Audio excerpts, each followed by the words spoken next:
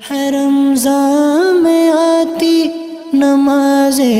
تراویح، سنو کیا سکھاتی نماز تراویح، سنو کیا سکھاتی نماز تراویح۔ الحمد للہ رب العالمین والصلاة والسلام علی سید المرسلین اما بعد فاعوذ باللہ من الشیطان الرجیم بسم اللہ الرحمن الرحیم۔ الصلاة والسلام علیک یا رسول اللہ وعلی آلک واصحابک یا حبیب اللہ۔ الصلاة والسلام علیک یا نبی اللہ وعلی آلک واصحابک یا نور اللہ۔ فرمان مصطفیٰ صلی اللہ تعالی علیہ وآلہ وسلم، تم مجھ پر درود بھیجو، اللہ تم پر رحمت بھیجے گا۔ صلو علی الحبیب صلی اللہ علی محمد صلی اللہ علیہ وآلہ وسلم۔ FGN چینل کے ناظرین، الحمدللہ آپ کی خدمت میں پھر یہ سلسلہ درس تراویح لیے ہوئے حاضر ہوئے ہیں۔ الحمدللہ جیسا کہ آج تقریباً مساجد کے اندر ملک بھر میں بلکہ دنیا بھر میں آج 8ویں پارے کی تلاوت کی گئی ہوگی، تو آج 8ویں پارے کے سیاق و سباق اللہ پاک نے 8ویں پارے میں انسانی زندگی کو، خاص کر مسلمانوں کو کیا پیغام دیا ہے اور ہمیں کیسا ہونا چاہیے، پھر ہمارے لیے احکام کیا کیا ہیں، پھر ہمیں اللہ پاک نے کن کن چیزوں کا پابند کیا ہے، کن چیزوں سے روکا ہے۔ ہماری کوشش ہوتی ہے کہ اپنے اس سلسلے میں ہم ہر پارے کے الگ الگ ٹاپک اس کو احاطے میں لانے کی کوشش کریں، جو مخصوص چیزیں ہیں جو کم وقت میں آپ تک پہنچائی جا سکتی ہیں، اللہ کے احکام کی شکل میں، فضائل کی شکل میں، نبی علیہ السلام کی محبت کی شکل میں، صحابہ و اہل بیت کی غلامی کی شکل میں، انبیاء کرام علیہم الصلاۃ والتسلیم اور ان کی قوموں کے عروج اور زوال کی شکل میں۔ تو آپ ہمارے ساتھ بالکل وابستہ رہیے اس سلسلے کے ساتھ، انشاءاللہ الکریم ہم آپ کے سامنے مزید اس طرح کی معلومات قرآنی آیات اور اس کی تفاسیر کے تناظر میں پیش کرتے رہیں گے۔ صلو علی الحبیب صلی اللہ علی محمد صلی اللہ علیہ وآلہ وسلم۔ قرآن کریم کے 8ویں پارے میں اللہ تبارک و تعالیٰ نے ارشاد فرمایا،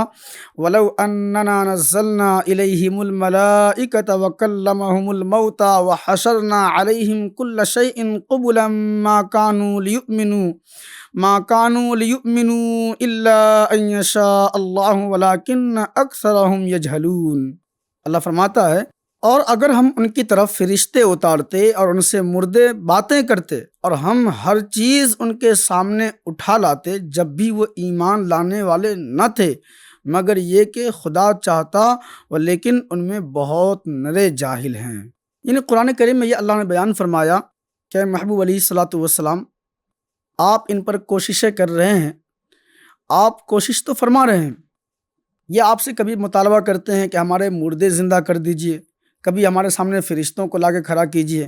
کبھی کچھ اور کہتے ہیں، کبھی کچھ اور کہتے ہیں۔ تو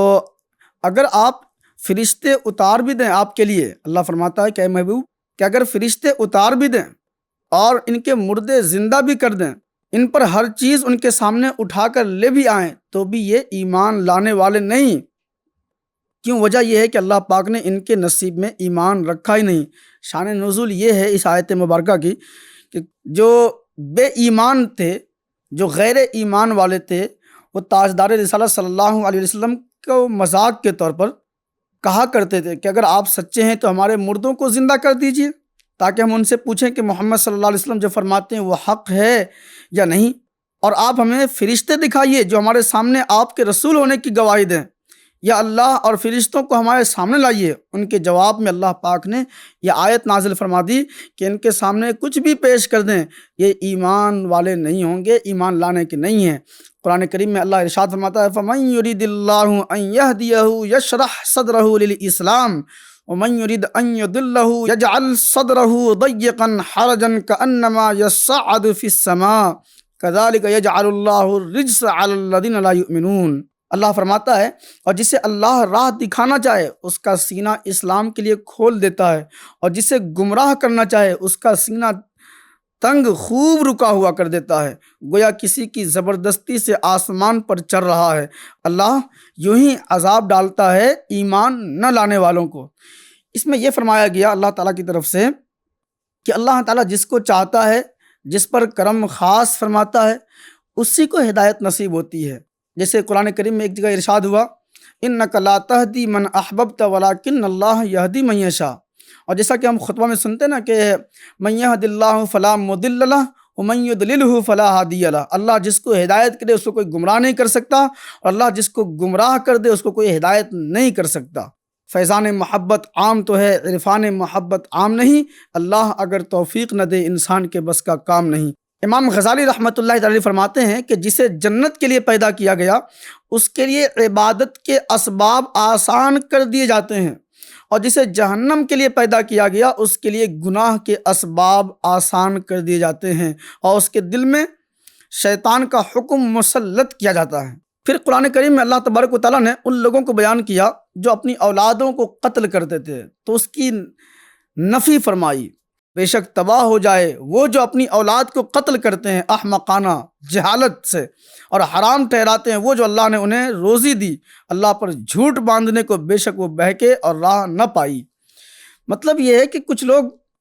اپنی اولاد کو قتل کرتے تھے صرف اس لیے کہ ہم اس کی پرورش کیسے کریں گے، اس کو پالیں گے کیسے، تو وہ کیا کرتے اپنی اولادوں کو قتل کر دیتے۔ قرآن کریم میں اللہ تعالیٰ نے اس کی مذمت بیان فرمائی اور فرمایا وَلَا تَقْتُلُوا أَوْلَادَكُمْ خَشْيَةَ إِمْلَاقٍ نَحْنُ نَرْزُقُهُمْ وَإِيَّاكُمْ إِنَّ قَتْلَهُمْ كَانَ خِطْئًا كَبِيرًا۔ اور غربت کے ڈر سے اپنی اولاد کو قتل نہ کرو، ہم انہیں بھی رزق دیں گے اور تمہیں بھی، بے شک انہیں قتل کرنا کبیرہ گناہ ہے۔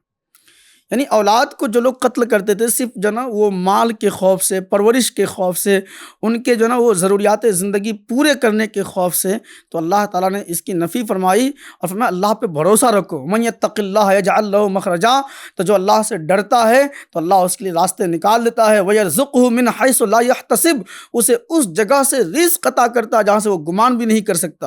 تو قرآن کریم میں حکم یہ دیا گیا کہ اپنی اولاد کو جو ہے نا قتل نہ کرو، قرآن کریم نے اس کو بھی بیان کیا ہے۔ پھر اسی پارے میں 8ویں پارے میں سورہ انعام کی آیت نمبر 141 میں 141 کے اندر بیان یہ ہوا وَهُوَ الَّذِي أَنشَأَ جَنَّاتٍ مَّعْرُوشَاتٍ وَغَيْرَ مَّعْرُوشَاتٍ وَالنَّخْلَ وَالزَّرْعَ مُخْتَلِفًا أُكُلُهُ وَالزَّيْتُونَ وَالرُّمَّانَ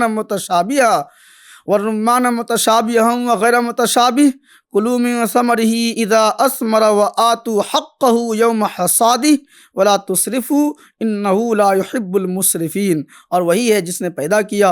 باغ کچھ زمین پر چھپے ہوئے اور کچھ بے چھپے، اور کھجور اور کھیتی جس میں رنگ رنگ کے کھانے، اور زیتون اور انار کسی بات میں ملتے اور کسی میں الگ کھاؤ، اس کا پھل جب پھل لائے اور اس کا حق دو جس دن کٹے، اور بیجا نہ خرچو،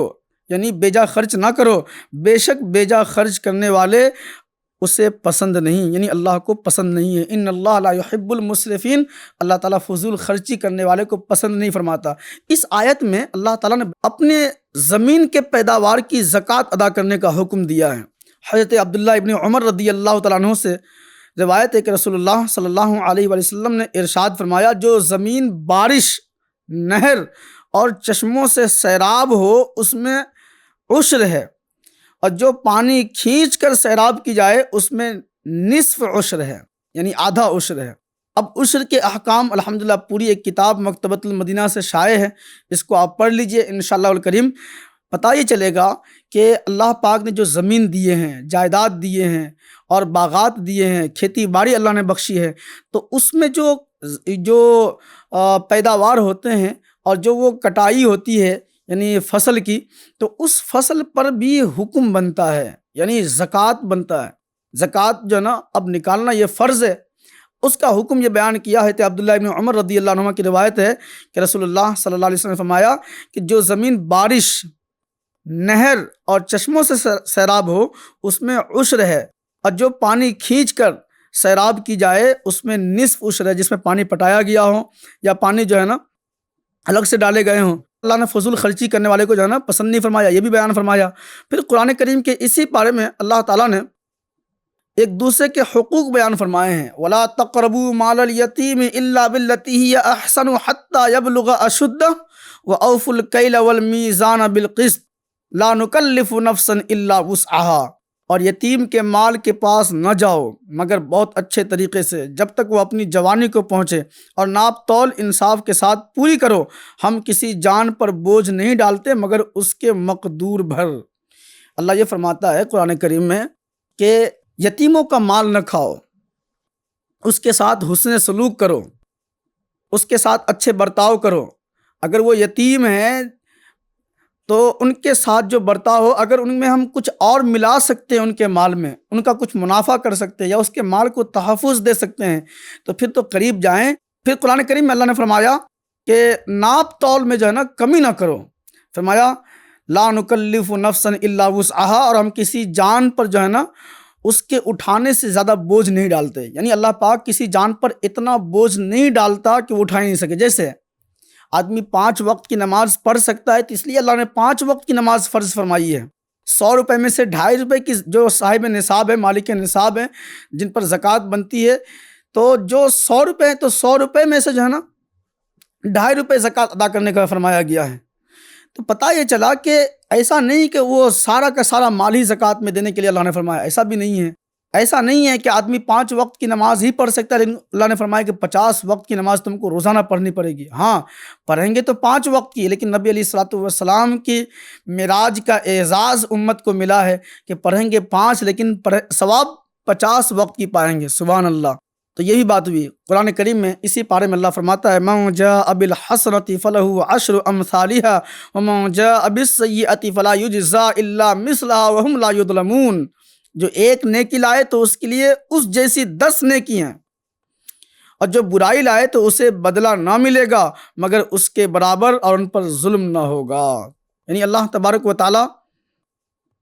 نیکی کرنے کا اجر جو ہے نا 10 رکھا ہے، اور اگر کوئی برائی کرے تو برائی پر اس کا 2 گنا نہیں بلکہ اس برائی کے برابر جو ہے نا اس پر عتاب ہونا ہے۔ پھر اللہ فرماتا ہے اسی پارے میں سورہ انعام کی آیت نمبر 162 میں ارشاد ہوتا ہے قل ان صلاتي ونسكي ومحياي ومماتي لله رب العالمین، تم فرماؤ بے شک میری نماز، میری قربانیاں اور میرا جینا اور میرا مرنا سب اللہ کے لیے ہے جو سارے جہان کا رب ہے۔ کتنی پیاری بات ہے، ہمیں یہ آداب اور شعور زندگی اور سلیقہ بندگی سکھایا گیا کہ محبوب الاسلام آپ فرما دیجئے کیا ان صلاتی، بے شک میری نماز، و نسکی اور میری قربانیاں، و محیای و مماتی میرا جینا میرا مرنا، للہ رب العالمین سب کے سب اس رب کے لیے جو سارے جہان کا پالنہار ہے۔ تو اب دیکھ لیں ایف جن چل کے ناظرین کہ اللہ پاک نے یہ جو زندگی دی ہے، اللہ پاک نے جو مال و دولت دی ہے، اللہ پاک نے جو ہمیں اثاثہ دیا ہے، اللہ پاک نے جو زندگی کی رمق دی ہے، اللہ پاک نے جو ان نعمتوں سے کتنی نعمتوں سے ہمیں جو ہے نا وہ نوازا ہے۔ حالانکہ قرآن کریم میں بیان ہوا وَإِن تَعُدُّوا نِعْمَةَ اللَّهِ لَا تُحْصُوهَا، کہ تم اللہ کی نعمتوں کو شمار کرنا چاہو، گننا چاہو تو نہیں گن سکتے۔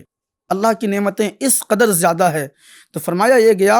کہ ان نعمتوں پہ اللہ کا شکر بھی ادا کرے، اور یہ کہے، یہ ارادہ رکھے، یہ عزم رکھے کہ میری نماز بھی اور میری قربانیاں بھی، میرا جینا اور مرنا سب اللہ کے لیے۔ اللہ کے لیے مراد اللہ کی رضا والے کام کے لیے جینا اور مرنے کا جو ہے شعور اور ڈھب ہونا چاہیے۔ پھر قرآن کریم میں اللہ تعالیٰ نے اسی پارے میں جنتی اور جہنمی کا جو ہے نا ذکر فرمایا ہے۔ اہل جنت جو ہے نا وہ اہل جہنم کو جنت کے بارے میں بتائیں گے، اور اہل جہنم تمنا کریں گے کاش کہ اہل جنت کے ساتھ ہمارا کچھ ربط ہو جائے اور کچھ جو ہے نا وہ کھانے پینے کی چیزیں میسر آ جائیں، لیکن اللہ پاک جو ہے نا ان کو ان نعمتوں میں سے کچھ بھی نہیں عطا فرمائے گا جو اہل جہنم ہوں گے۔ قرآن کریم میں ارشاد ہوا ادعوا ربکم تضرعا وخفیہ انہ لا یحب المعتدین، اپنے رب سے دعا کرو گر گراتے اور آہستہ، بے شک حد سے بڑھنے والے اسے پسند نہیں۔ اللہ پاک نے اس آیت میں یہ فرمایا کہ اللہ پاک کی بارگاہ میں ہم دعا کریں۔ یہ بھی فرمایا قرآن کریم میں دوسرے مقام پر ادعونی استجب لکم، کہ مجھ سے دعا مانگو میں تمہاری دعا قبول کروں گا۔ نبی کریم علیہ الصلوۃ والسلام کا فرمان عالی شان ہے کہ دعا عبادت ہے، الدعاء مخ العبادہ، دعا عبادت کا مغز ہے، لا يرد قضاء الا الدعاء، کہ تقدیر کو نہیں بدلتی لیکن دعا۔ تو دعا کے بڑے فضائل ہیں۔ بعض اوقات ایسا ہوتا ہے کہ ہم دعا مانگتے ہیں لیکن دعا کے جو نا ثمرات یا اس کے اثرات جو ہے نا ہمیں وقتی طور پر نہیں دکھائی دیتے ہیں۔ تو ایف جن چینل کے ناظرین الحمدللہ تعالیٰ دیکھا آپ نے یہ جو 8واں پارہ ہے، اللہ نے اس میں کتنی ساری چیزوں کا ذکر فرمایا ہے، دعا کا ذکر فرمایا ہے، ساتھ میں جنتی اور جہنمی کی تفصیلات کا ذکر فرمایا ہے، اور حیات و ممات کا تذکرہ فرمایا ہے۔ اللہ نے اپنی رضا کے لیے جو ہے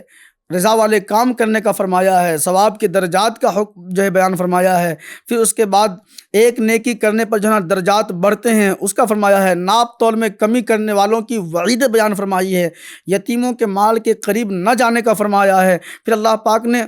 عشر کے متعلق فرمایا ہے، پھر اپنی اولاد کو قتل نہ کرو اس متعلق فرمایا ہے، اللہ پر کامل الیقین ہو اور کامل ایمان والا ہو کر کے اللہ کی طرف رجوع کرے، اس بات کے بارے میں فرمایا ہے۔ تو اللہ نے چاہا تو انشاءاللہ اگر ہم ان باتوں پر کاربند ہو جائیں، یہ وہ ضابطۂ اخلاق ہیں، یہ وہ لائحہ عمل ہیں، یہ وہ طریقۂ کار ہیں، یہ وہ اسوہ ہے کہ اگر اپنی زندگی میں ہم نافذ کر لیں تو ہماری زندگی، ہمارا قبیلہ، کنبہ، خاندان اور معاشرہ امن کا گہوارہ بن سکتا ہے۔ تو ایف جے این چینل کے ناظرین، الحمدللہ یہ سلسلہ درس تراویح کا 8واں پارہ آج مکمل ہوا۔ انشاءاللہ 9ویں پارے کی برکتیں ہم کل حاصل کریں گے۔ جب تک اپنا خیال رکھیے، ایف جے این چینل دیکھتے رہیے۔ صلو علی الحبیب صلی اللہ علی محمد صلی اللہ علیہ وآلہ وسلم۔ ہے رمضان میں آتی نماز تراویح، سنو کیا سکھاتی نماز تراویح، سنو کیا سکھاتی نماز تراویح۔